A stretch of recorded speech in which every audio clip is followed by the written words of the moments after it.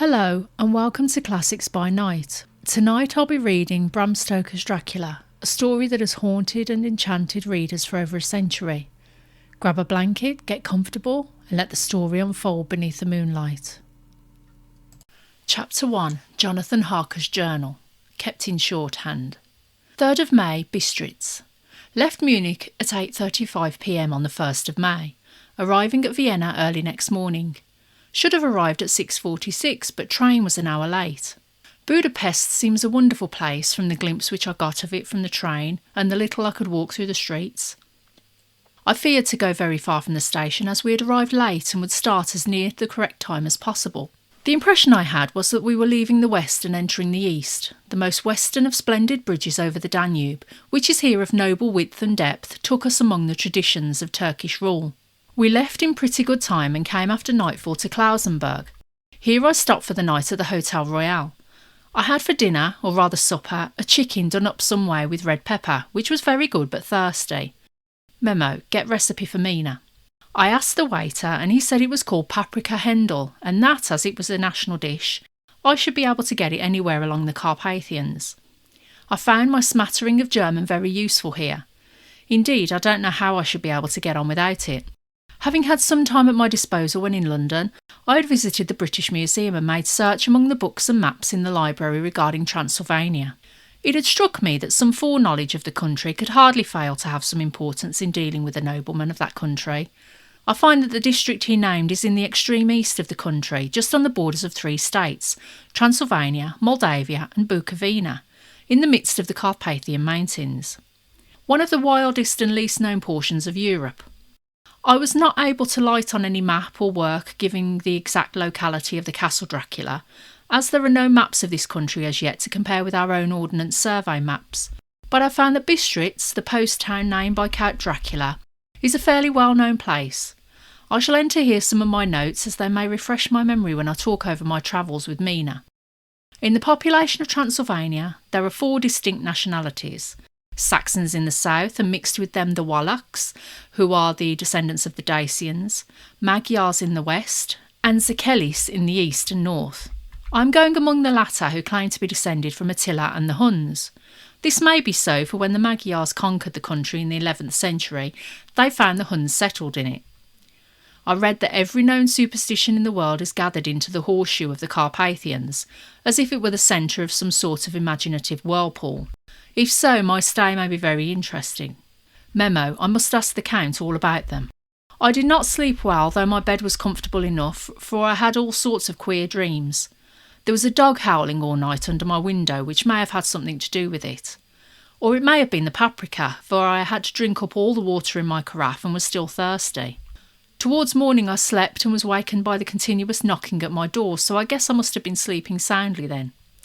I had for breakfast more paprika and a sort of porridge of maize flour, which they said was mamaliga, and eggplant stuffed with forcemeat, a very excellent dish, which they called implatata. Memo, get recipe for this also. I had to hurry breakfast, for the train started a little before 8, or rather it ought to have done so, for after rushing to the station at 7:30, I had to sit in the carriage for more than an hour before we began to move. It seems to me that the further east you go, the more unpunctual are the trains. What ought they to be in China? All day long we seemed to dawdle through a country which was full of beauty of every kind. Sometimes we saw little towns or castles on the top of steep hills which we see in old missals. Sometimes we ran by rivers and streams which seemed from the wide stony margin on each side of them to be subject to great floods. It takes a lot of water and running strong to sweep the outside edge of a river clear. At every station there were groups of people, sometimes crowds and in all sorts of attire. Some of them were just like the peasants at home, or those I saw coming through France and Germany, with short jackets and round hats and homemade trousers. But others were very picturesque. The women looked pretty except when you got near them, but they were very clumsy about the waist. They had all full white sleeves of some kind or other, and most of them had big belts with a lot of strips of something fluttering from them like the dresses in a ballet. But of course there were petticoats under them. The strangest figures we saw were the Slovaks, who were more barbarian than the rest, with their big cowboy hats, great baggy, dirty white trousers, white linen shirts and enormous heavy leather belts nearly a foot wide, all studded over with brass nails. They wore high boots with their trousers tucked into them and had long black hair and heavy black moustaches. They are very picturesque but do not look prepossessing. On the stage they would be set down at once as some old oriental band of brigands. They are, however, I am told, very harmless and rather wanting in natural self-assertion. It was on the dark side of twilight when we got to Bistritz, which is a very interesting old place. Being practically on the frontier, for the Borgo Pass leads from it into Bukovina, it has had a very stormy existence, and it certainly shows marks of it. 50 years ago, a series of great fires took place which made terrible havoc on 5 separate occasions. At the very beginning of the 17th century, it underwent a siege of 3 weeks and lost 13,000 people, the casualties of war proper being assisted by famine and disease. Count Dracula had directed me to go to the Golden Crone Hotel, which I found to my great delight to be thoroughly old-fashioned, for of course I wanted to see all I could of the ways of the country. I was evidently expected, for when I got near the door, I faced a cheery-looking elderly woman in the usual peasant dress, white or undergarment with long double apron, front and back, of coloured stuff fitting her almost too tight for modesty. When I came closer, she bowed and said, "The Herr Englishman?" "Yes," I said, "Jonathan Harker." She smiled and gave some message to an elderly man in white shirt sleeves, who had followed her to the door. He went, but immediately returned with a letter. "My friend, welcome to the Carpathians. I am anxiously expecting you. Sleep well tonight. At 3 tomorrow the diligence will start for Bukovina. A place on it is kept for you. At the Borgo Pass my carriage will await you and will bring you to me. I trust that your journey from London has been a happy one, and that you will enjoy your stay in my beautiful land. Your friend, Dracula." 4th of May. I found that my landlord had got a letter from the Count directing him to secure the best place on the coach for me, but on making inquiries as to the details he seemed somewhat reticent and pretended that he could not understand my German. This could not be true, because up to then he had understood it perfectly. At least he answered my questions exactly as if he did. He and his wife, the old lady who had received me, looked at each other in a frightened sort of way. He mumbled out that the money had been sent in a letter, and that was all he knew. When I asked him if he knew Count Dracula and could tell me anything of his castle, both he and his wife crossed themselves and, saying that they knew nothing at all, simply refused to speak further. It was so near the time of starting that I had no time to ask anyone else, for it was all very mysterious and not by any means comforting. Just before I was leaving, the old lady came up to my room and said in a very hysterical way, "Must you go? Oh, young Herr, must you go?" She was in such an excited state that she seemed to have lost her grip of what German she knew and mixed it all up with some other language which I did not know at all. I was just able to follow her by asking many questions. When I told her that I must go at once and that I was engaged on important business, she asked again, "Do you know what day it is?" I answered that it was the 4th of May. She shook her head as she said again, "Oh yes, I know that, but do you know what day it is?" On my saying that I did not understand, she went on, "It is the eve of St. George's Day. Do you not know that tonight, when the clock strikes midnight, all the evil things in the world will have full sway? Do you know where you are going and what you are going to?" She was in such evident distress that I tried to comfort her, but without effect. Finally she went down on her knees and implored me not to go, at least to wait a day or 2 before starting. It was all very ridiculous, but I did not feel comfortable. However, there was business to be done, and I could allow nothing to interfere with it. I therefore tried to raise her up and said as gravely as I could that I thanked her, but my duty was imperative and that I must go. She then rose and dried her eyes, and taking a crucifix from her neck, offered it to me. I did not know what to do, for as an English churchman I have been taught to regard such things as in some measure idolatrous, and yet it seemed so ungracious to refuse an old lady meaning so well and in such a state of mind. She saw, I suppose, the doubt in my face, for she put the rosary round my neck and said, "For your mother's sake," and went out of the room. I'm writing up this part of the diary whilst I'm waiting for the coach, which is of course late, and the crucifix is still around my neck. Whether it's the old lady's fear or the many ghostly traditions of this place, or the crucifix itself, I do not know, but I am not feeling nearly as easy in my mind as usual. If this book should ever reach Mina before I do, let it bring my goodbye. Here comes the coach. 5th of May, the castle. The grey of the morning has passed, and the sun is high over the distant horizon, which seemed jagged. Whether the trees or hills I know not, for it is so far off that big things and little are mixed. I am not sleepy, and as I am not to be called till I awake, naturally I'll write till sleep comes. There are many odd things to put down, and lest who reads them may fancy that I dined too well before I left Bistritz, let me put down my dinner exactly. I dined on what they called robber steak, bits of bacon, onion and beef, seasoned with red pepper and strung on sticks and roasted over the fire, in the simple style of the London's cat's meat. The wine was golden mediash, which produces a queer sting on the tongue, which is, however, not disagreeable. I had only a couple of glasses of this and nothing else. When I got on the coach, the driver had not taken his seat, and I saw him talking with the landlady. They were evidently talking of me, for every now and then they looked at me, and some of the people who were sitting on the bench outside the door, which they call by a name meaning word-bearer, came and listened and then looked at me, most of them pityingly. I could hear a lot of words often repeated, queer words, for there were many nationalities in the crowd, so I quietly got my polyglot dictionary from my bag and looked them out. I must say they were not cheering to me, for amongst them were Ordog, Satan, Pokol, hell, Stregoica, witch, Vrolok and Vlkoslak, both of which mean the same thing, one being Slovak and the other Serbian, for something that is either werewolf or vampire. Memo: I must ask the Count about these superstitions. When we started, the crowd around the inn door, which had by this time swelled to a considerable size, all made the sign of the cross and pointed 2 fingers toward me. With some difficulty I got a fellow passenger to tell me what they meant. He would not answer at first, but on learning that I was English, he explained that it was a charm or guard against the evil eye. This was not very pleasant for me, just starting for an unknown place to meet an unknown man, but everyone seemed so kind-hearted and so sorrowful and so sympathetic that I could not but be touched. I shall never forget the last glimpse which I had of the inn-yard and its crowd of picturesque figures, all crossing themselves as they stood around the wide archway, with its background of rich foliage of oleander and orange trees in green tubs clustered in the centre of the yard. Then our driver, whose wide linen drawers covered the whole front of the box seat, Gotza they call them, cracked his big whip over his 4 small horses which ran abreast, and we set off on our journey.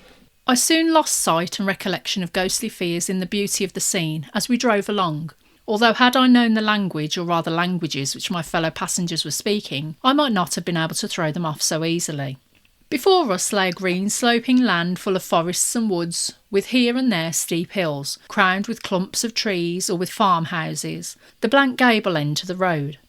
There was everywhere a bewildering mass of fruit blossom, apple, plum, pear, cherry, and as we drove by I could see the green grass under the trees spangled with the fallen petals.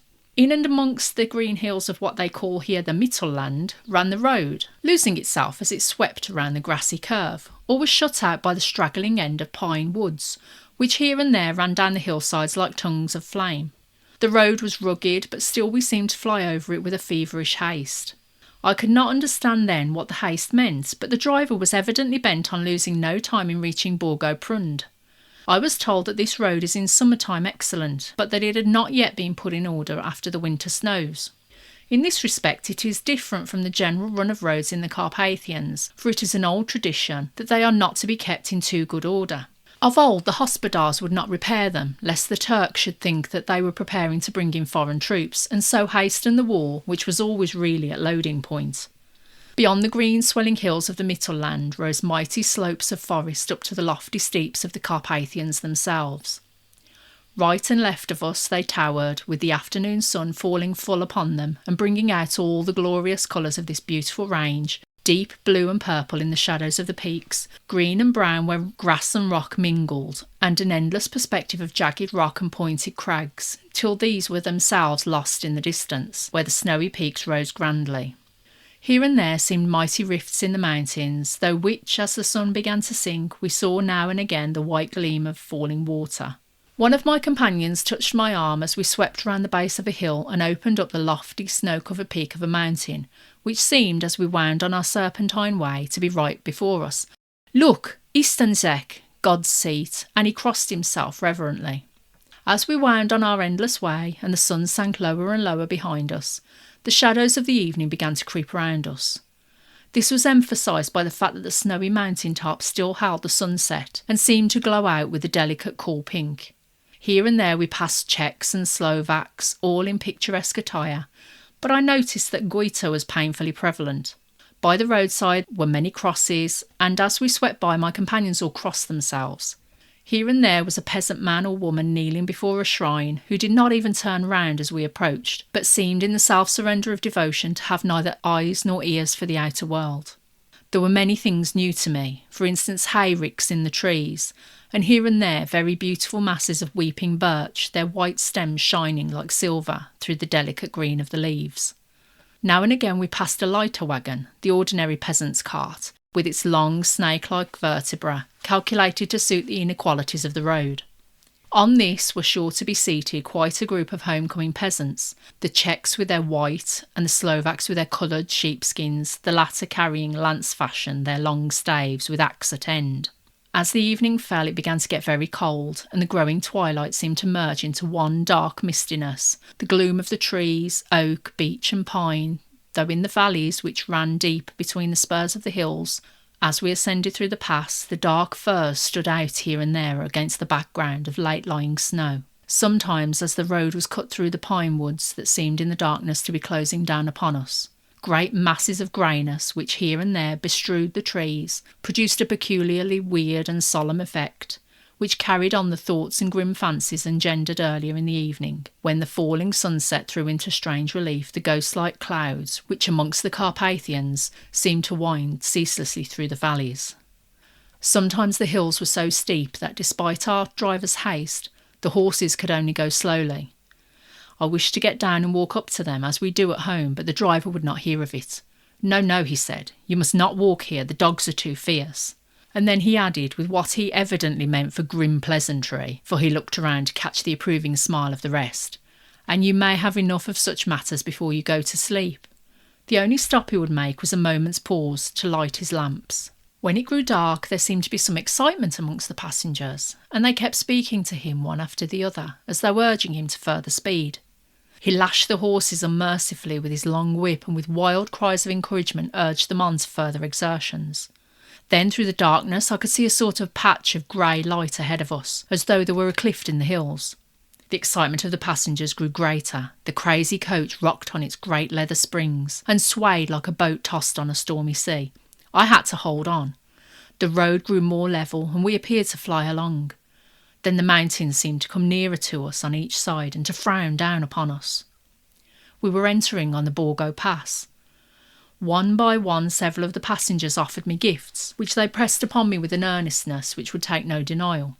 These were certainly of an odd and varied kind, but each was given in simple good faith with a kindly word and a blessing, and that strange mixture of fear-meaning movements which I had seen outside the hotel at Bistritz, the sign of the cross and the guard against the evil eye. Then as we flew along, the driver leaned forward, and on each side the passengers, craning over the edge of the coach, peered eagerly into the darkness. It was evident that something very exciting was either happening or expected, but though I asked each passenger, no one would give me the slightest explanation. This state of excitement kept on for some little time, and at last we saw before us the pass opening out on the eastern side. There were dark, rolling clouds overhead, and in the air the heavy, oppressive sense of thunder. It seemed as though the mountain range had separated two atmospheres, and that now we had got into the thunderous one. I was now myself looking out for the conveyance which was to take me to the Count. Each moment I expected to see the glare of lamps through the blackness, but all was dark. The only light was the flickering rays of our own lamps, in which the steam from our hard-driven horses rose in a white cloud. We could see now the sandy road lying white before us, but there was on it no sign of a vehicle. The passengers drew back with a sigh of gladness, which seemed to mock my own disappointment. I was already thinking what I had best do, when the driver, looking at his watch, said to the others something which I could hardly hear. It was spoken so quietly and in so low a tone. I thought it was an hour less than the time. Then turning to me, he said in German worse than my own, "There is no carriage here. The Herr is not expected after all. He will now come on to Bukovina and return tomorrow or the next day. Better the next day." Whilst he was speaking, the horses began to neigh and snort and plunge wildly, so that the driver had to hold them up. Then, amongst a chorus of screams from the peasants and a universal crossing of themselves, a calèche with 4 horses drove up behind us, overtook us and drew up beside the coach. I could see from the flash of our lamps, as the ray fell on them, that the horses were coal-black and splendid animals. They were driven by a tall man with a long brown beard and a great black hat which seemed to hide his face from us. I could only see the gleam of a pair of very bright eyes which seemed red in the lamplight as he turned to us. He said to the driver, "You are early tonight, my friend." The man stammered in reply. The English hare was in a hurry, to which the stranger replied, "That is why I suppose you wished him to go on to Bukovina. You cannot deceive me, my friend. I know too much and my horses are swift." As he spoke, he smiled, and the lamplight fell on a hard-looking mouth with very red lips and sharp-looking teeth as white as ivory. One of my companions whispered to another the line from Burger's Lenore, "Den die Tod den, reiten schnell, for the dead travel fast." The strange driver evidently heard the words, for he looked up with a gleaming smile. The passenger turned his face away at the same time putting out his 2 fingers and crossing himself. "Give me the hare's luggage," said the driver, and with exceeding alacrity my bags were handed out and put in the caleche. Then I descended from the side of the coach as the caleche was close alongside, the driver helping me with a hand which caught my arm in a grip of steel. His strength must have been prodigious. Without a word he shook his reins, the horses turned, and we swept into the darkness of the pass. As I looked back I saw the steam from the horses of the coach by the light of the lamps, and projected against it the figures of my late companions crossing themselves. Then the driver cracked his whip and called to his horses, and off they swept on their way to Bukovina. As they sank into the darkness I felt a strange chill, and a lonely feeling came over me. But a cloak was thrown over my shoulders and a rug across my knees, and the driver said in excellent German, "The night is chill, mein Herr, and my master the Count bade me take all care of you. There is a flask of Slivovitz, the plum brandy of the country, underneath the seat if you should require it." I did not take any, but it was a comfort to know it was there all the same. I felt a little strangely, and not a little frightened. I think had there been any alternative I should have taken it instead of prosecuting that unknown night journey. The carriage went at a hard pace straight along, then we made a complete turn and went along another straight road. It seemed to me that we were simply going over and over the same ground again, and so I took note of some salient points and found that this was so. I would have liked to have asked the driver what this all meant, but I really feared to do so, for I thought that placed as I was, any protest would have had no effect in case there had been an intention to delay. By and by, however, as I was curious to know how time was passing, I struck a match, and by its flame looked at my watch. It was within a few minutes of midnight. This gave me a sort of shock, for I suppose the general superstition about midnight was increased by my recent experiences. I waited with a sick feeling of suspense. Then a dog began to howl somewhere in a farmhouse far down the road, a long, agonised wailing as if from fear. The sound was taken up by another dog, and then another, till borne on the wind which now sighed softly through the pass, a wild howling began, which seemed to come from all over the country, as far as the imagination could grasp it through the gloom of the night. At the first howl the horses began to strain and rear, but the driver spoke to them soothingly and they quieted down, but shivered and sweated as though after a runaway from sudden fright.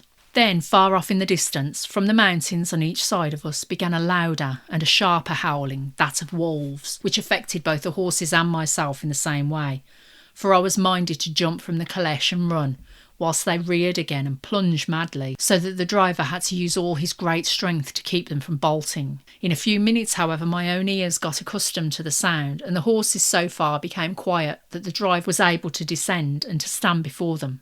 He petted and soothed them, and whispered something in their ears, as I have heard of horse tamers doing, and with extraordinary effect, for under his caresses they became quite manageable again, though they still trembled. The driver again took his seat and, shaking his reins, started off at a great pace. This time, after going to the far side of the pass, he suddenly turned down a narrow roadway, which ran sharply to the right. Soon we were hemmed in with trees, which in places arched right over the roadway till we passed as though through a tunnel. And again great frowning rocks guarded us boldly on either side. Though we were in shelter we could hear the rising wind, for it moaned and whistled through the rocks, and the branches of the trees crashed together as we swept along. It grew colder and colder still, and fine powdery snow began to fall, so that soon we and all around us were covered with a white blanket. The keen wind still carried the howling of the dogs, though this grew fainter as we went on our way. The baying of the wolves sounded nearer and nearer, as though they were closing round on us from every side. I grew dreadfully afraid, and the horses shared my fear. The driver, however, was not in the least disturbed. He kept turning his head to left and right, but I could not see anything through the darkness. Suddenly, away on our left, I saw a faint flickering blue flame. The driver saw it at the same moment. He at once checked the horses and, jumping to the ground, disappeared into the darkness. I did not know what to do, the less as the howling of the wolves grew closer. But while I wondered, the driver suddenly appeared again and without a word took his seat, and we resumed our journey. I think I must have fallen asleep and kept dreaming of the incident, for it seemed to be repeated endlessly, and now looking back it is like a sort of awful nightmare. Once the flame appeared so near the road that even in the darkness around us I could watch the driver's motions. He went rapidly to where the blue flame arose. It must have been very faint, for it did not seem to illumine the place around it at all, and gathering a few stones formed them into some device. Once there appeared a strange optical effect. When he stood between me and the flame, he did not obstruct it, for I could see its ghostly flicker all the same. This startled me, but as the effect was only momentary, I took it that my eyes deceived me, straining through the darkness. Then for a time there were no blue flames, and we sped onwards through the gloom, with the howling of the wolves around us, as though they were following in a moving circle. At last there came a time when the driver went further afield than he had yet gone, and during his absence the horses began to tremble worse than ever, and to snort and scream with fright. I could not see any cause for it, for the howling of the wolves had ceased altogether, but just then the moon, sailing through the black clouds, appeared behind the jagged crest of a beetling, pine-clad rock, and by its light I saw around us a ring of wolves, with white teeth and lolling red tongues, with long, sinewy limbs and shaggy hair. They were 100 times more terrible in the grim silence which held them than even when they howled. For myself, I felt a sort of paralysis of fear. It is only when a man feels himself face to face with such horrors that he can understand their true import. All at once the wolves began to howl as though the moonlight had had some peculiar effect on them. The horses jumped about and reared, and looked helplessly round with eyes that rolled in a way painful to see. But the living ring of terror encompassed them on every side, and they had perforce to remain within it. I called to the coachman to come, for it seemed to me that our only chance was to try to break out through the ring and to aid his approach. I shouted and beat the side of the caleche, hoping by the noise to scare the wolves from that side so as to give him a chance of reaching the trap. How he came there I know not, but I heard his voice raised in a tone of imperious command, and looking toward the sound, saw him stand in the roadway. As he swept his long arms as though brushing aside some impalpable obstacle, the wolves fell back and back further still. Just then a heavy cloud passed across the face of the moon, so that we were again in darkness. When I could see again, the driver was climbing into the caleche, and the wolves had disappeared. This was all so strange and uncanny that a dreadful fear came upon me, and I was afraid to speak or move. The time seemed interminable, as we swept on our way, now in almost complete darkness, for the rolling clouds obscured the moon. We kept on ascending, with occasional periods of quick descent, but in the main always ascending. Suddenly I became conscious of the fact that the driver was in the act of pulling up the horses in the courtyard of a vast, ruined castle, from whose tall black windows came no ray of light, and whose broken battlements showed a jagged line against the moonlit sky. Chapter 2, Jonathan Harker's Journal, continued. 5th of May. I must have been asleep, for certainly if I'd been fully awake I must have noticed the approach of such a remarkable place. In the gloom the courtyard looked of considerable size, and as several dark ways led from it under great round arches, it perhaps seemed bigger than it really is. I have not yet been able to see it by daylight. When the caleche stopped, the driver jumped down and held out his hand to assist me to alight. Again I could not but notice his prodigious strength. His hand actually seemed like a steel vice that could have crushed mine if he'd chosen. Then he took out my traps and placed them on the ground beside me, as I stood close to a great door, old and studded with large iron nails, and set in a projecting doorway of massive stone. I could see even in the dim light that the stone was massively carved, but that the carving had been much worn by time and weather. As I stood, the driver jumped again into his seat and shook the reins. The horses started forward, and trap and all disappeared down one of the dark openings. I stood in silence where I was, for I did not know what to do. Of bell or knocker there was no sign. Through these frowning walls and dark window openings it was not likely that my voice could penetrate. The time I waited seemed endless, and I felt doubts and fears crowding upon me. What sort of place had I come to, and among what kind of people? What sort of grim adventure was it on which I had embarked? Was this a customary incident in the life of a solicitor's clerk sent out to explain the purchase of a London estate to a foreigner? Solicitor's clerk! Mina would not like that. Solicitor, for just before leaving London, I got word that my examination was successful, and I am now a full-blown solicitor. I began to rub my eyes and pinch myself to see if I were awake. It all seemed like a horrible nightmare to me, and I expected that I should suddenly awake and find myself at home, with the dawn struggling in through the windows, as I had now and again felt in the morning after a day of overwork. But my flesh answered the pinching test, and my eyes were not to be deceived. I was indeed awake and among the Carpathians. All I could do now was to be patient and to wait the coming of the morning. Just as I had come to this conclusion, I heard a heavy step approaching behind the great door and saw through the chinks the gleam of a coming light. Then there was the sound of rattling chains and the clanking of massive bolts drawn back. A key was turned with a loud, grating noise of long disuse, and the great door swung back. Within stood a tall old man, clean-shaven save for a long white moustache, and clad in black from head to foot, without a single speck of colour about him anywhere. He held in his hand an antique silver lamp, in which the flame burned without chimney or globe of any kind, throwing long quivering shadows as it flickered in the draught of the open door. The old man motioned me in with his right hand with a courtly gesture, saying in excellent English but with a strange intonation, "Welcome to my house. Enter freely and of your own will." He made no motion of stepping to meet me, but stood like a statue, as though his gesture of welcome had fixed him into stone. The instant, however, that I had stepped over the threshold, he moved impulsively forward, and holding out his hand grasped mine with a strength which made me wince, an effect which was not lessened by the fact that it seemed as cold as ice, more like the hand of a dead than a living man. Again he said, "Welcome to my house. Come freely, go safely, and leave something of the happiness you bring." The strength of the handshake was so much akin to that which I had noticed in the driver, whose face I had not seen, that for a moment I doubted if it were not the same person to whom I was speaking. So to make sure I said interrogatively, "Count Dracula?" He bowed in a courtly way as he replied, "I am Dracula, and I bid you welcome, Mr. Harker, to my house. Come in, the night air is chill, and you must need to eat and rest."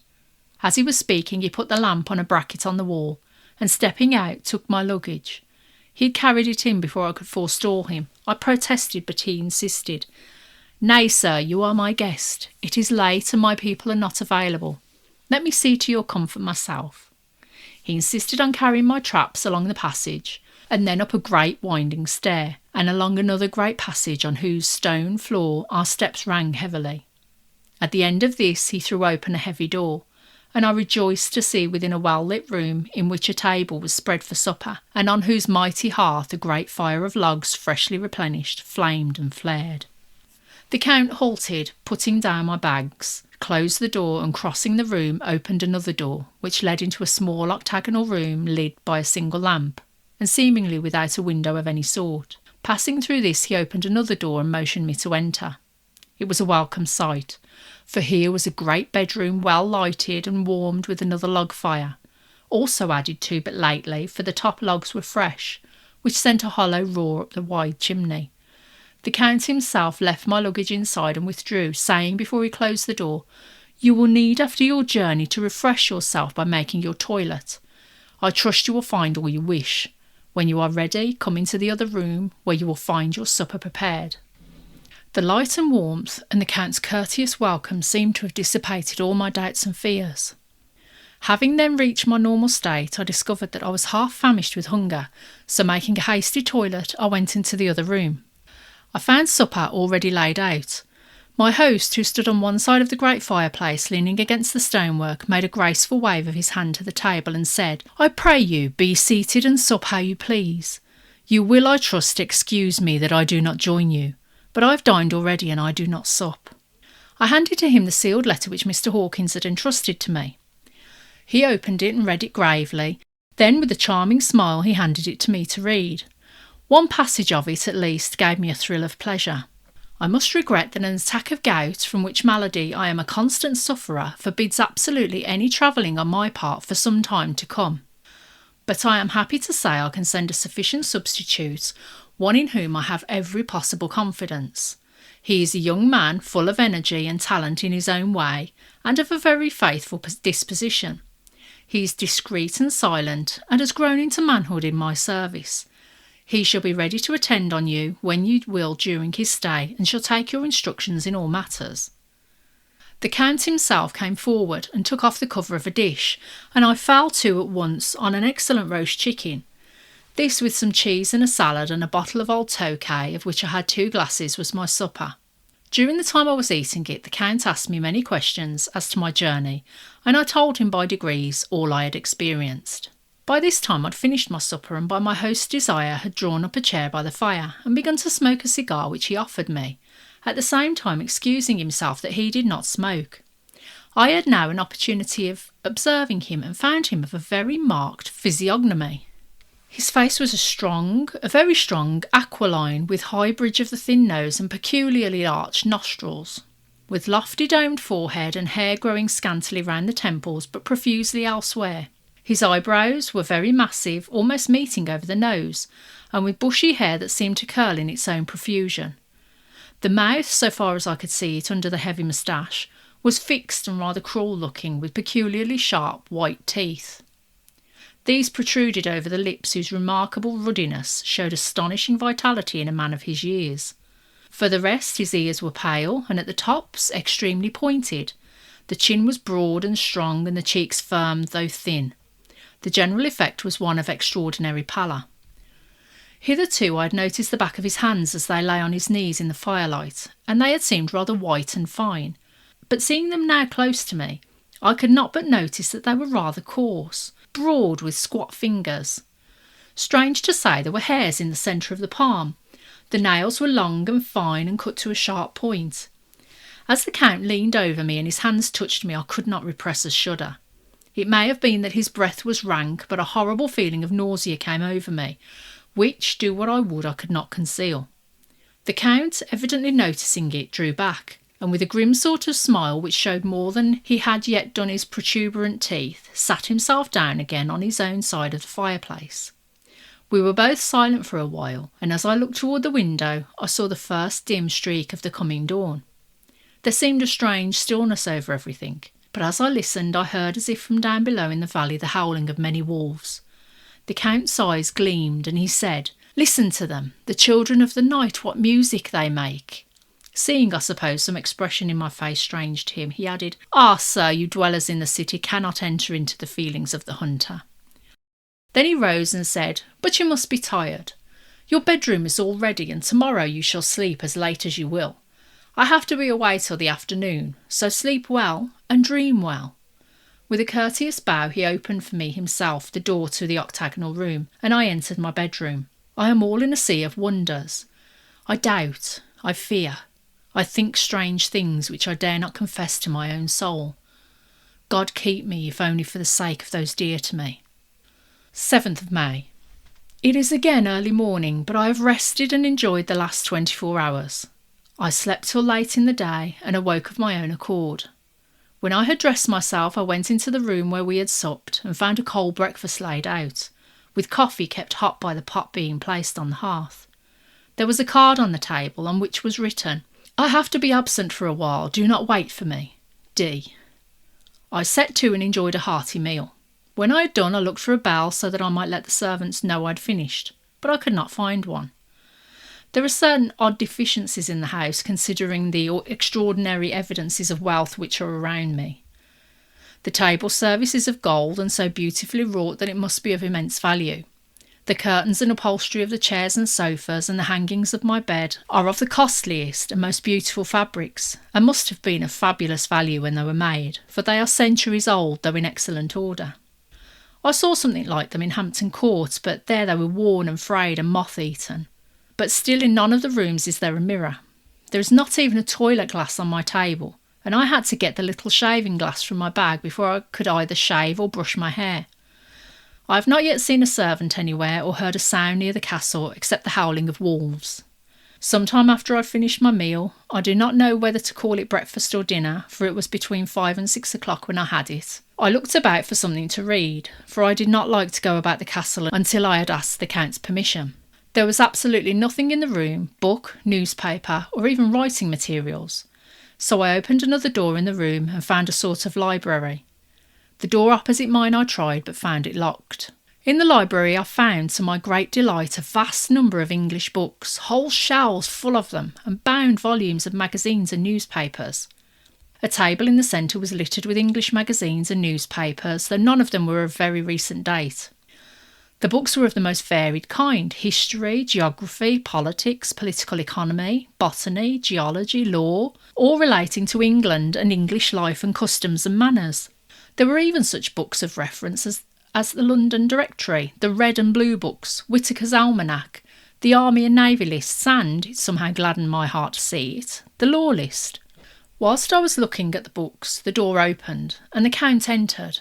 He saluted me in a hearty way and hoped that I had had a good night's rest. Then he went on, "I am glad you found your way in here, for I am sure there is much that will interest you. These companions," and he laid his hand on some of the books, "have been good friends to me, and for some years past, ever since I had the idea of going to London, have given me many, many hours of pleasure. Through them I have come to know your great England, and to know her is to love her. I long to go through the crowded streets of your mighty London, to be in the midst of the whirl and rush of humanity, to share its life, its change, its death, and all that makes it what it is. But alas, as yet I only know your tongue through books. To you, my friend, I look that I know it to speak." "But Count," I said, "you know and speak English thoroughly." He bowed gravely. "I thank you, my friend, for your all too flattering estimate. But yet I fear that I am but a little way on the road I would travel. True, I know the grammar and the words, but yet I know not how to speak them." "Indeed," I said, "you speak excellently." "Not so," he answered. "Well, I know that, did I move and speak in your London, none there are who would not know me for a stranger. That is not enough for me. Here I am noble, I am boyar. The common people know me, and I am master. But a stranger in a strange land, he is no one. Men know him not, and to know not is to care not for. I am content if I am like the words, 'Ha, ha, a stranger.' I have been so long master that I would be master still, or at least that none other should be master of me. You come to me not alone as agent of my friend Peter Hawkins of Exeter to tell me all about my new estate in London. You shall, I trust, rest here with me a while, so that by our talking I may learn the English intonation. And I would that you tell me when I make error, even of the smallest, in my speaking. I am sorry that I had to be away so long today, but you will, I know, forgive one who has so many important affairs in hand." Of course I said all I could about being willing, and asked if I might come into that room when I chose. He answered, "Yes, certainly," and added, "You may go anywhere you wish in the castle, except where the doors are locked, where of course you will not wish to go. There is reason that all things are as they are, and did you see with my eyes and know with my knowledge, you would perhaps better understand." I said I was sure of this, and then he went on, "We are in Transylvania, and Transylvania is not England. Our ways are not your ways, and there shall be to you many strange things. Nay, from what you have told me of your experiences already, you know something of what strange things there may be." This led to much conversation, and as it was evident that he wanted to talk, if only for talking's sake, I asked him many questions regarding things that had already happened to me or come within my notice. Sometimes he sheered off the subject, or turned the conversation by pretending not to understand, but generally he answered all I asked most frankly. Then, as time went on and I got somewhat bolder, I asked him some of the strange things of the preceding night, as for instance why the coachman went to places where he had seen the blue flames.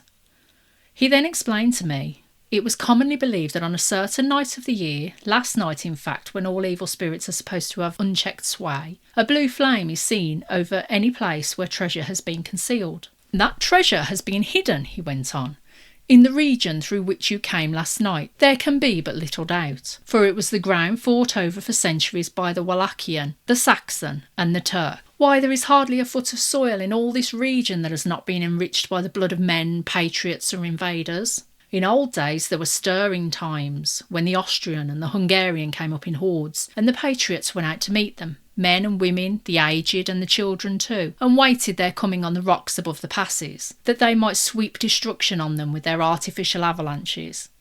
When the invader was triumphant, he found but little, for whatever there was had been sheltered in the friendly soil. But how, said I, can it have remained so long undiscovered when there is sure index to it if men will but take the trouble to look? The Count smiled, and as his lips ran back over his gums, the long, sharp canine teeth showed out strangely. He answered, "Because your peasant is at heart a coward and a fool. Those flames only appear on one night. And on that night no man of this land will, if he can help it, stir without his doors. And, dear sir, even if he did, he would not know what to do. Why, even the peasant that you tell me of, who marked the place of the flame, would not know where to look in daylight, even for his own work. Even you would not, I dare be sworn, be able to find these places again." "There you are right," I said. "I know no more than the dead where even to look for them." Then we drifted on to other matters. "Come," he said at last. "Tell me of London and of the house which you have procured for me." With an apology for my remissness, I went into my own room to get the papers from my bag.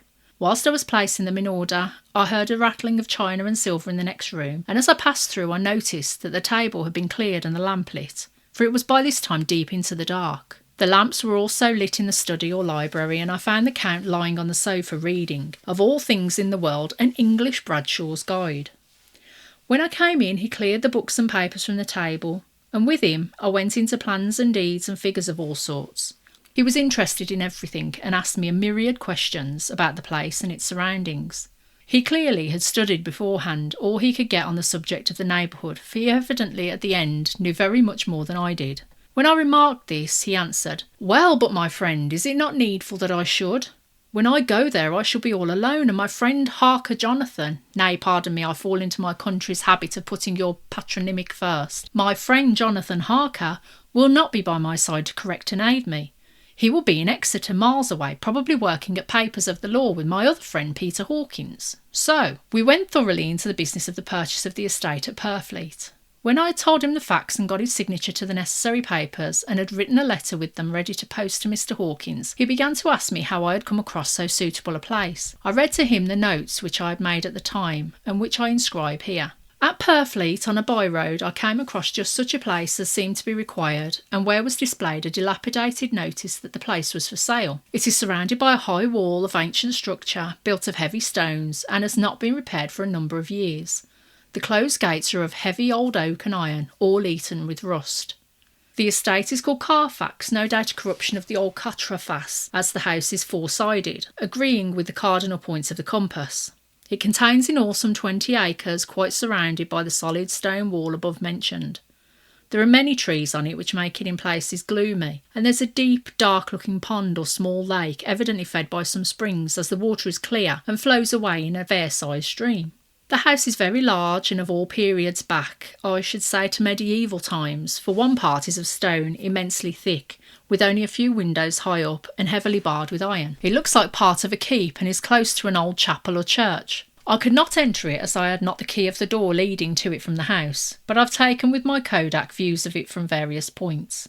The house has been added to, but in a very straggling way, and I can only guess at the amount of ground it covers, which must be very great. There are but few houses close at hand, one being a very large house only recently added to and formed into a private lunatic asylum. It is not, however, visible from the grounds. When I had finished, he said, "I am glad that it is old and big. I myself am of an old family, and to live in a new house would kill me. A house cannot be made habitable in a day, and after all, how few days go to make up a century. I rejoice also that there is a chapel of old times. We Transylvanian nobles love not to think that our bones may lie amongst the common dead. I seek not gaiety nor mirth, not the bright voluptuousness of much sunshine and sparkling waters which please the young and gay. I am no longer young, and my heart, through weary years of mourning over the dead, is not attuned to mirth. Moreover, the walls of my castle are broken, the shadows are many, and the wind breathes cold through the broken battlements and casements. I love the shade and the shadow, and would be alone with my thoughts when I may." Somehow his words and his look did not seem to accord, or else it was that his cast of face made his smile look malignant and saturnine. Presently, with an excuse, he left me, asking me to put all my papers together. He was some little time away, and I began to look at some of the books around me. One was an atlas, which I found open naturally at England, as if that map had been much used. On looking at it, I found certain places little rings marked, and on examining these I noticed that one was near London on the east side, manifestly where his new estate was situated, The other two were Exeter and Whitby on the Yorkshire coast. It was the better part of an hour when the Count returned. "Aha," he said, "still at your books? Good, but you must not work always. Come, I am informed that your supper is ready." He took my arm and we went into the next room, where I found an excellent supper ready on the table. The Count again excused himself, as he had dined out on his being away from home, but he sat as on the previous night and chatted whilst I ate. After supper I smoked, as on the last evening, and the Count stayed with me, chatting and asking questions on every conceivable subject hour after hour. I felt that it was getting very late indeed, but I did not say anything, for I felt under obligation to meet my host's wishes in every way. I was not sleepy, as the long sleep yesterday had fortified me, but I could not help experiencing that chill which comes over one at the coming of the dawn, which is like in its way the turn of the tide. They say that people who are near death die generally at the change to the dawn, or at the turn of the tide. Anyone who has, when tired, and tied as it were to his post, experienced this change in the atmosphere can well believe it. All at once we heard the crow of a cock coming up with preternatural shrillness through the clear morning air. Count Dracula, jumping to his feet, said, "Why, there is the morning again. How remiss I am to let you stay up so long. You must make your conversation regarding my dear new country of England less interesting, so that I may not forget how time flies by us." And with a courtly bow he quickly left me. I went into my own room and drew the curtains, but there was little to notice. My window opened into the courtyard. All I could see was the warm grey of quickening sky, so I pulled the curtains again, and have written of this day. 8th of May. I began to fear as I wrote in this book that I was getting too diffuse, but now I'm glad that I went into detail from the first, for there is something so strange about this place and all in it that I cannot but feel uneasy. I wish I was safe out of it, or that I'd never come. It may be that this strange night existence is telling on me, but would that that were all. If there were anyone to talk to, I could bear it, but there is no one. I have only the Count to speak with, and he, I fear I am myself the only living soul within the place. Let me be prosaic so far as facts can be. It will help me to bear up, and imagination must not run riot with me. If it does, I am lost. Let me say at once how I stand, or seem to. I only slept a few hours when I went to bed, and feeling that I could not sleep any more, got up. I had hung my shaving glass by the window, and was just beginning to shave. Suddenly I felt a hand on my shoulder and heard the Count's voice saying to me, "Good morning."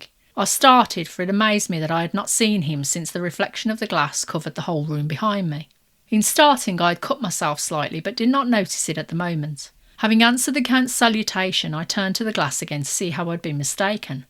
This time there could be no error, for the man was close to me and I could see him over my shoulder. But there was no reflection of him in the mirror. The whole room behind me was displayed, but there was no sign of a man in it except myself. This was startling, and coming on top of so many strange things was beginning to increase that vague feeling of uneasiness which I always have when the Count is near. But at the instant I saw that the cut had bled a little, and the blood was trickling over my chin, I laid down the razor, turning as I did so half round to look for some sticking plaster. When the Count saw my face, his eyes blazed with a sort of demonic fury, and he suddenly made a grab at my throat. I drew away, and his hand touched the string of beads which held the crucifix. It made an instant change in him, for the fury passed so quickly that I could hardly believe that it was ever there. "Take care," he said. "Take care of how you cut yourself. It is more dangerous than you think in this country." Then seizing the shaving glass, he went on, "And this is the wretched thing that has done the mischief. It is a foul bauble of man's vanity. Away with it!" And opening the heavy window with one wrench of his terrible hand, he flung out the glass, which was shattered into 1,000 pieces on the stones of the courtyard far below. Then he withdrew without a word. It is very annoying, for I do not see how I am to shave unless in my watch case or at the bottom of a shaving pot, which is fortunately of metal. When I went into the dining room, breakfast was prepared, but I could not find the Count anywhere, so I breakfasted alone. It is strange that as yet I have not seen the Count eat or drink. He must be a very peculiar man. After breakfast I did a little exploring in the castle. I went out on the stairs and found a room looking towards the south. The view was magnificent, and from where I stood there was every opportunity of seeing it. The castle is on the very edge of a terrible precipice. A stone falling from the window would fall 1,000 feet without touching anything. As far as the eye can reach is a sea of green treetops, with occasionally a deep rift where there is a chasm. Here and there are silver threads where the rivers wind in deep gorges through the forests. But I am not in heart to describe beauty, for when I had seen the view I explored further. Doors, doors, doors everywhere, and all locked and bolted. In no place save from the windows in the castle walls is there an available exit. The castle is a veritable prison, and I am a prisoner. Chapter 3. Jonathan Harker's Journal. Continued. When I found that I was a prisoner, a sort of wild feeling came over me. I rushed up and down the stairs, trying every door and peering out of every window I could find. But after a little, the conviction of my helplessness overpowered all other feelings. When I look back after a few hours, I think I must have been mad for the time, for I behaved much as a rat does in a trap. When, however, the conviction had come to me that I was helpless, I sat down quietly as I have ever done anything in my life, and began to think over what was best to be done.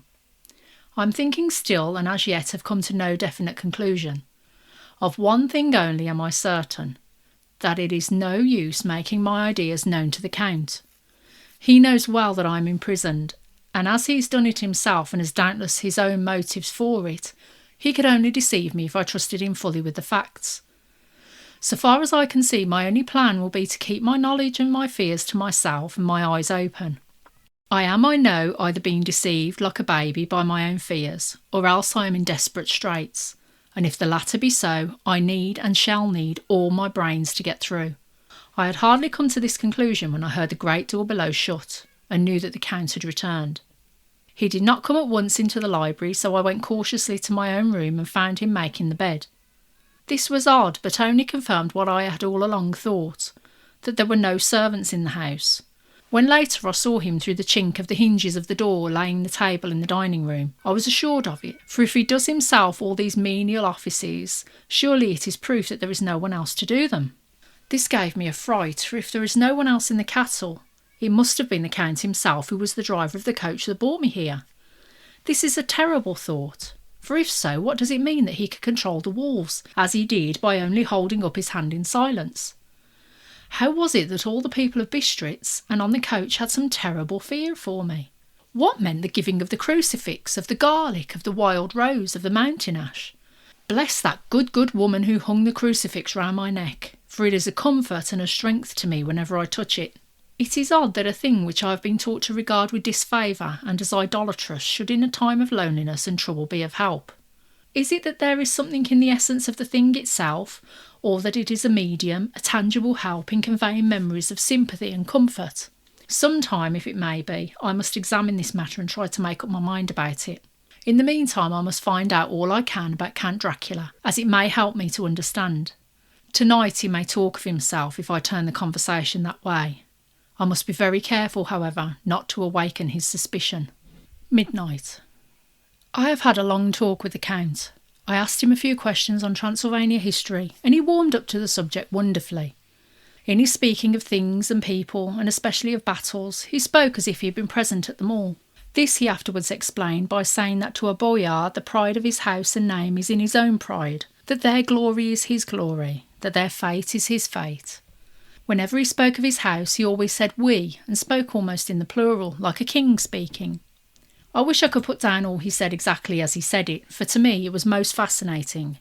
It seemed to have in it a whole history of the country. He grew excited as he spoke and walked about the room pulling his great white moustache and grasping anything on which he laid his hands as though he would crush it by main strength. One thing he said which I shall put down as nearly as I can, for it tells in its way the story of his race.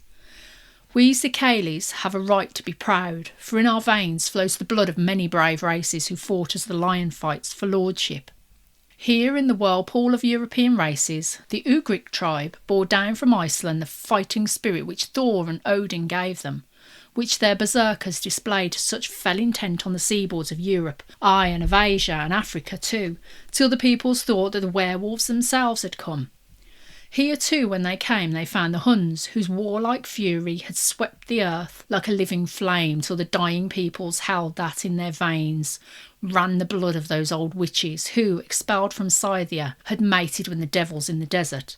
Fools! Fools! What devil or what witch was ever so great as Attila, whose blood is in these veins? He held up his arms. Is it a wonder that we were a conquering race? That we were proud?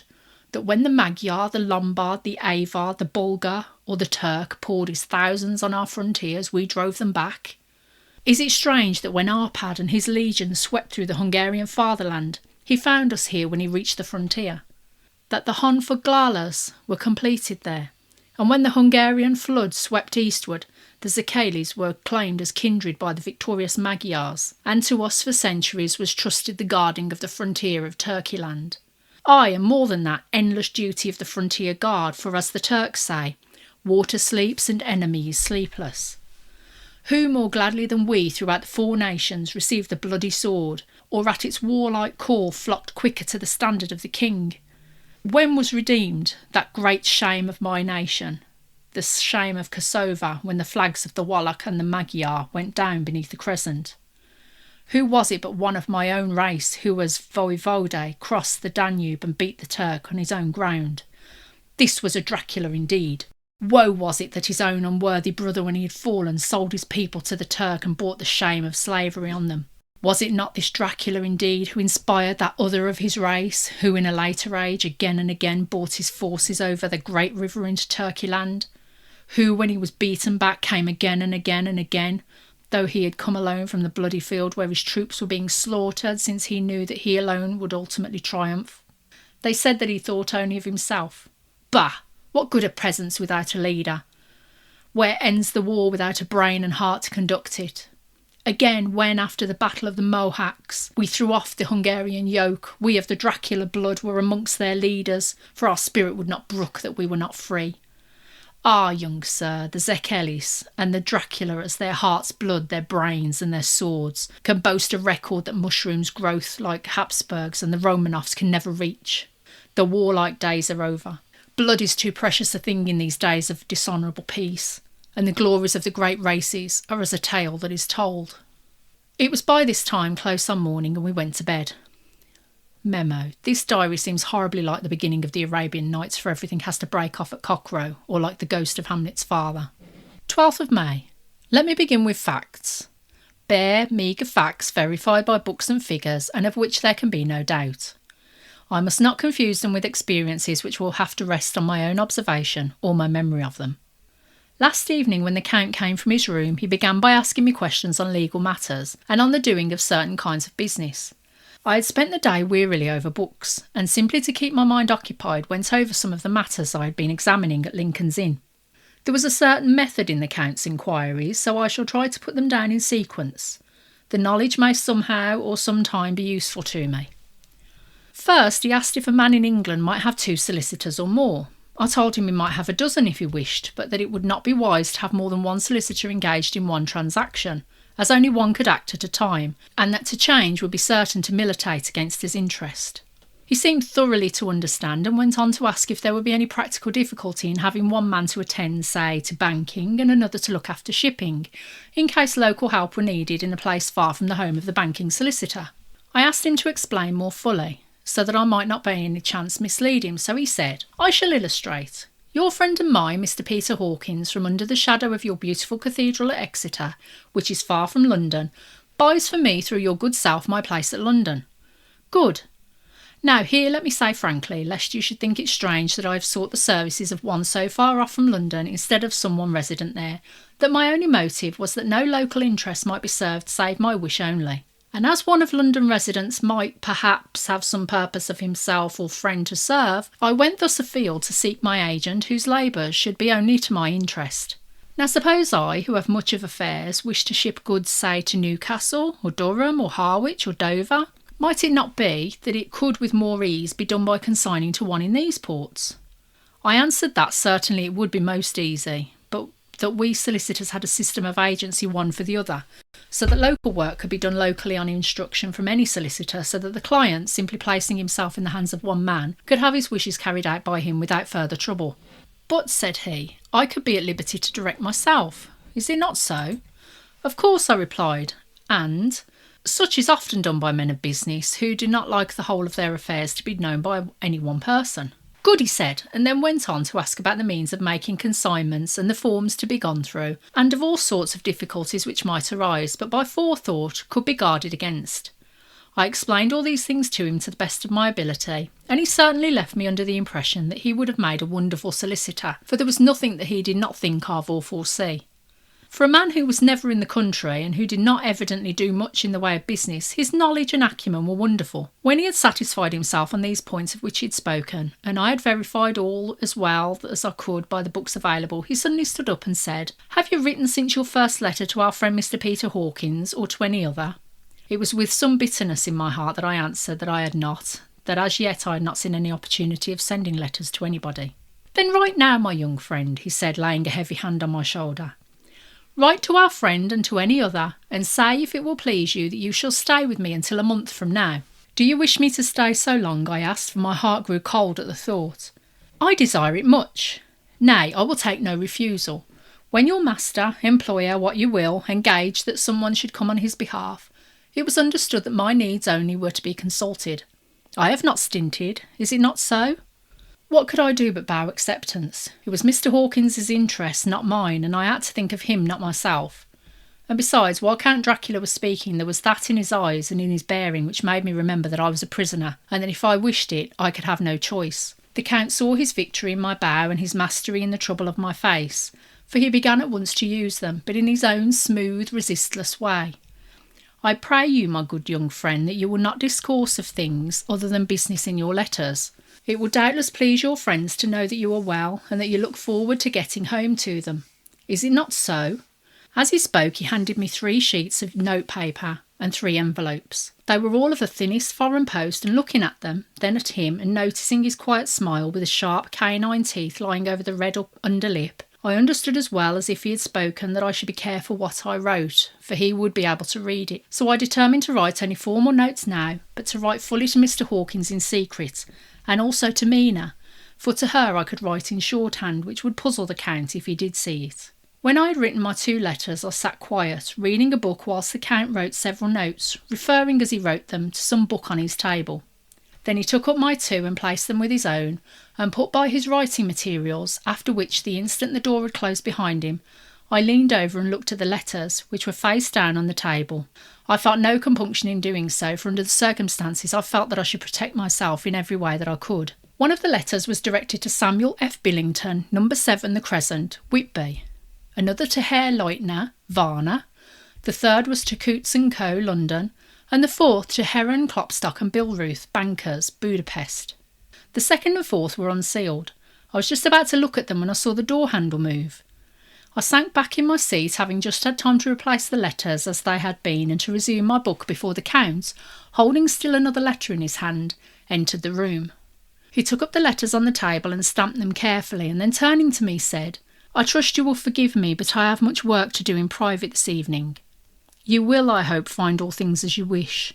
At the door he turned, and after a moment's pause said, "Let me advise you, my dear young friend, nay, let me warn you with all seriousness, that should you leave these rooms you will not by any chance go to sleep in any other part of the castle. It is old and has many memories, and there are bad dreams for those who sleep unwisely. Be warned. Should sleep now or ever overcome you, or be like to do, then haste to your own chamber or to these rooms, for your rest will then be safe. But if you be not careful in this respect, then—" He finished his speech in a gruesome way, for he motioned with his hands as if he were washing them. I quite understood. My only doubt was as to whether any dream could be more terrible than the unnatural, horrible net of gloom and mystery which seemed closing around me. Later. I endorse the last words written, but this time there is no doubt in question. I shall not fear to sleep in any place where he is not. I have placed the crucifix over the head of my bed. I imagine that my rest is thus freer from dreams, and there it shall remain. When he left me, I went to my room. After a little while, not hearing any sound, I came out and went up the stone stair to where I could look out toward the south. There was some sense of freedom in the vast expanse, inaccessible though it was to me, as compared with the narrow darkness of the courtyard. Looking out on this, I felt that I was indeed in prison, and I seemed to want a breath of fresh air, though it were of the night. I am beginning to feel this nocturnal existence tell on me. It is destroying my nerve. I start at my own shadow, and am full of all sorts of horrible imaginings.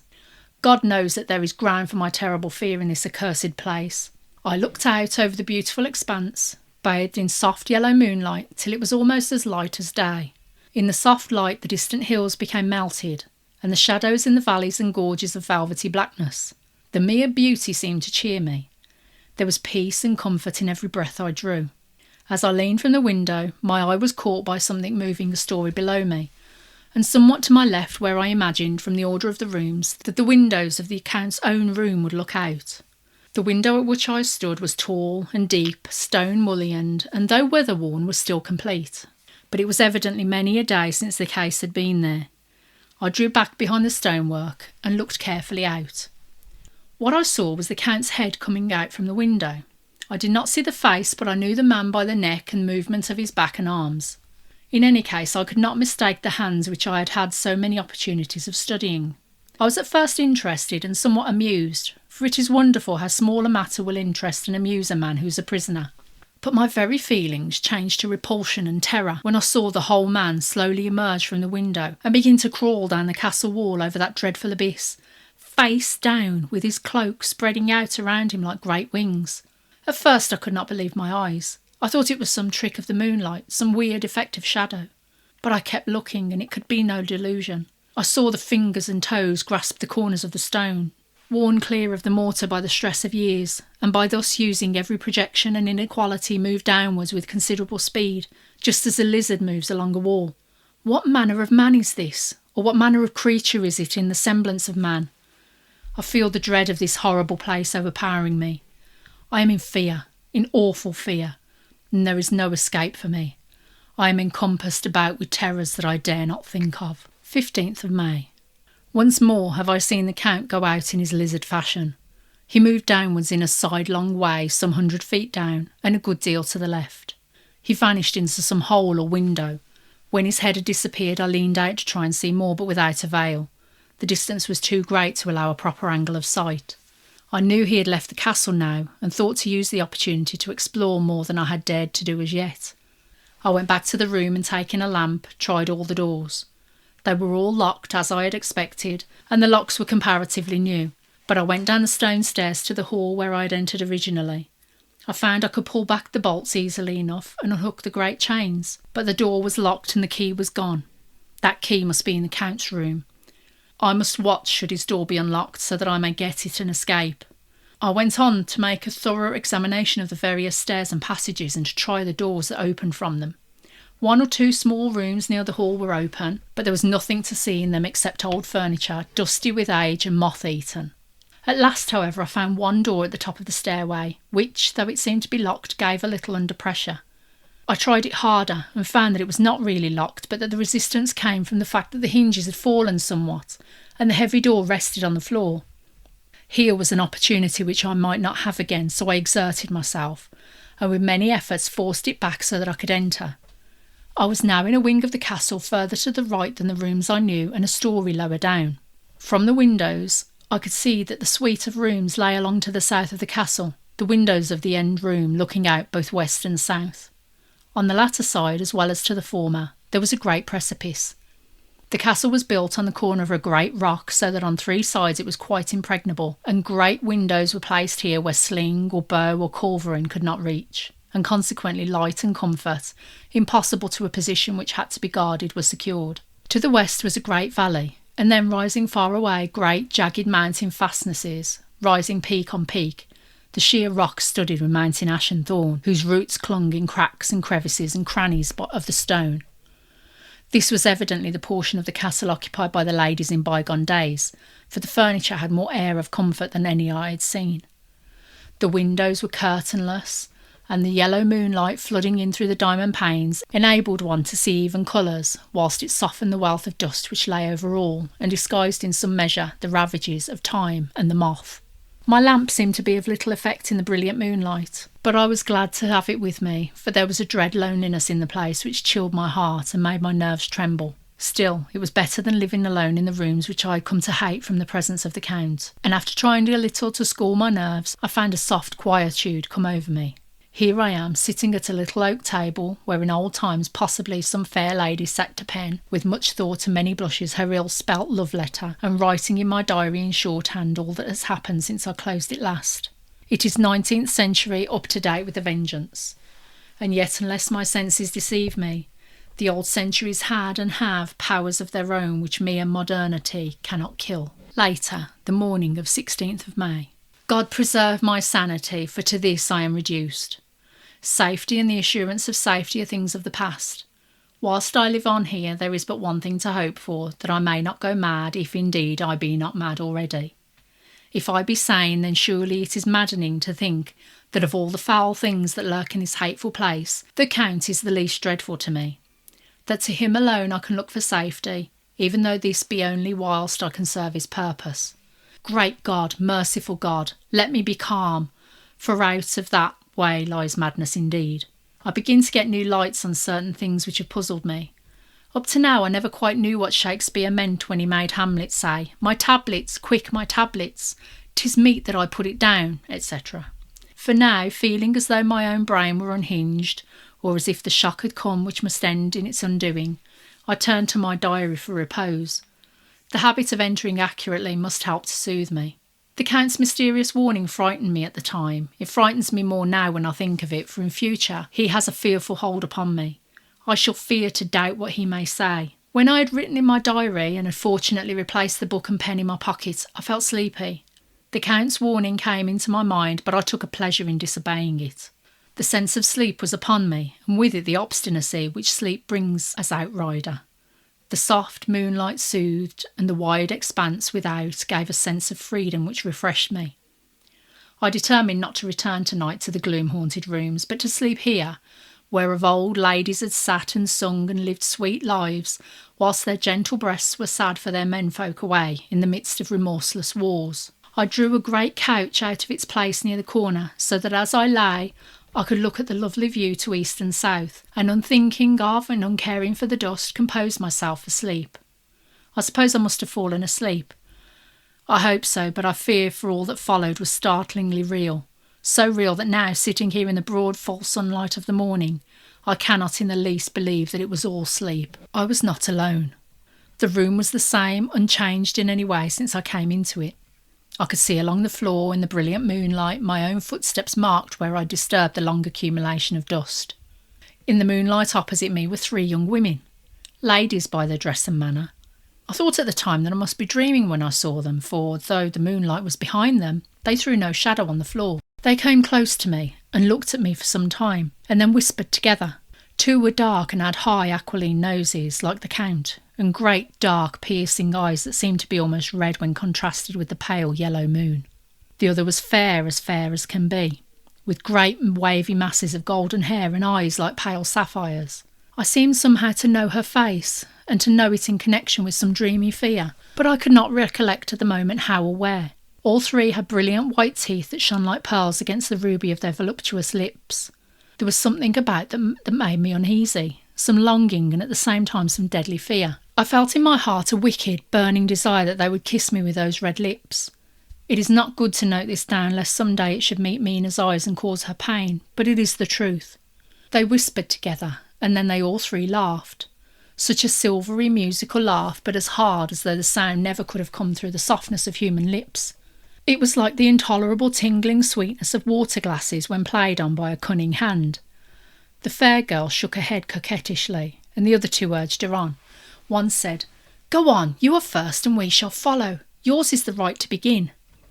The other added, "He's young and strong, there are kisses for us all." I lay quiet, looking out under my eyelashes in an agony of delightful anticipation. The fair girl advanced and bent over me till I could feel the movement of her breath upon me. Sweet it was in one sense, honey sweet, and sent the same tingling through the nerves as her voice, but with a bitter underlying the sweet, a bitter offensiveness as one smells in blood. I was afraid to raise my eyelids, but looked out and saw perfectly under the lashes. The girl went on her knees and bent over me, simply gloating. There was a deliberate voluptuousness which was both thrilling and repulsive, and as she arched her neck she actually licked her lips like an animal, till I could see in the moonlight the moisture shining on the scarlet lips and on the red tongue as it lapped the white sharp teeth. Lower and lower went her head as the lips went below the range of my mouth and chin and seemed about to fasten on my throat. Then she paused and I could hear the churning sound of her tongue as it licked her teeth and lips, and could feel the hot breath on my neck. Then the skin of my throat began to tingle as one's flesh does when the hand that is to tickle it approaches nearer, nearer. I could feel the soft, shivering touch of the lips on the super-sensitive skin of my throat, and the hard dents of 2 sharp teeth just touching and pausing there. I closed my eyes in a languorous ecstasy and waited with beating heart. But at that instant, another sensation swept through me as quick as lightning. I was conscious of the presence of the Count and of his being as if lapped in a storm of fury. As my eyes opened involuntarily, I saw his strong hand grasp the slender neck of the fair woman and with giant's power draw it back, the blue eyes transformed with fury, the white teeth champing with rage and the fair cheeks blazing red with passion. But the Count! Never did I imagine such wrath and fury even to the demons of the pit. His eyes were positively blazing. The red light in them was lurid as if the flames of hellfire blazed behind them. His face was deathly pale, and the lines of it were hard like drawn wires. The thick eyebrows that met over the nose now seemed like a heaving bar of white-hot metal. With a fierce sweep of his arm he hurled the woman from him, and then motioned to the others as though he were beating them back. It was the same imperious gesture that I had seen used to the wolves. In a voice which, though low and almost in a whisper, seemed to cut through the air and then ring around the room, he said, "How dare you touch him, any of you? How dare you cast eyes on him when I had forbidden it? Back, I tell you all. This man belongs to me. Beware how you meddle with him or you'll have to deal with me." The fair girl, with a laugh of ribald coquetry, turned to answer him. "You yourself never loved. You never love." On this the other women joined, and such a mirthless, hard, soulless laughter rang through the room that it almost made me faint to hear. It seemed like the pleasure of fiends. Then the Count turned after looking at my face attentively and said in a soft whisper, "Yes, I too can love. You yourselves can tell it from the past, is it not so? Well, now I promise you that when I am done with him you shall kiss him at your will. Now go! Go! I must awaken him, for there is work to be done." "Are we to have nothing tonight?" said one of them with a low laugh as she pointed to the bag which she had thrown upon the floor and which moved as though there was some living thing within it. For answer he nodded his head. One of the women jumped forward and opened it. If my ears did not deceive me, there was a gasp and a low wail, as of a half-smothered child. The women closed round while I was aghast with horror, but as I looked they disappeared, and with them the dreadful bag. There was no door near them, and they could not have passed me without my noticing. They simply seemed to fade into the rays of the moonlight and pass out through the window, for I could see outside the dim, shadowy forms for a moment before they entirely faded away.